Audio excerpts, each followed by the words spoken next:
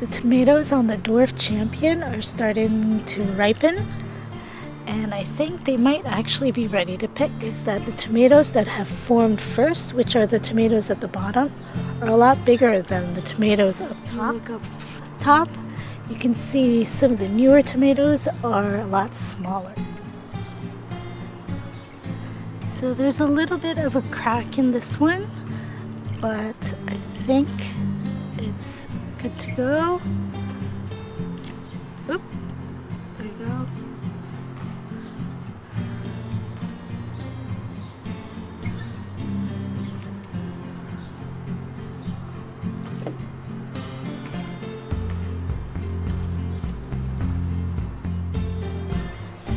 Here is the sister plant to the Dwarf Champions. It's the Golden Dwarf.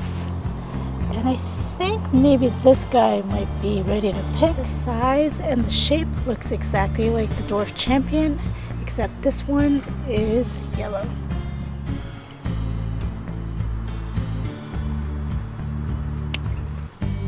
Okay, so I want to try slicing into these tomatoes to see what they look like inside. This one's not so pretty, but I think I can still eat the flesh. So this is the Dwarf Champion and the Golden Dwarf. So let me cut this one. Ooh. Wow. That's very pretty.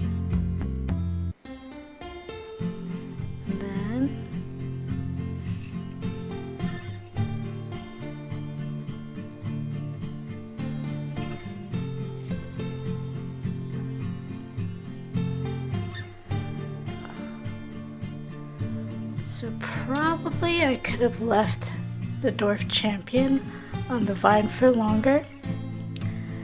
You can see here, it looks very pretty. Let's try tasting it.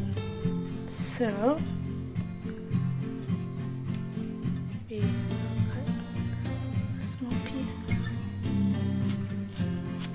It's a very good tasting tomato. It's not that sweet, but it's also not. It's really good. So let me try this one.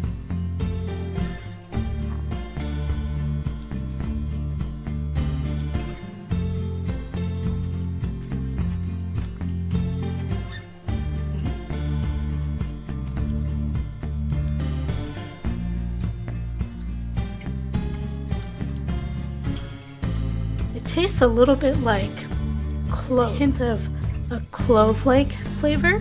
That's very weird. I've never had that in tomatoes before. It's interesting. It tastes a lot different from this tomato, but I like them both. So I think these are pretty good. I wouldn't say they're like my most favorite kind of tomatoes, but they're pretty good. They grow well in containers, but it does have to be a 5-gallon because the 2 dwarf tomatoes that I have growing in container without a reservoir are not doing well. So now that it's getting really hot, they need to be watered consistently. And so these, for container gardeners, I think are a good variety.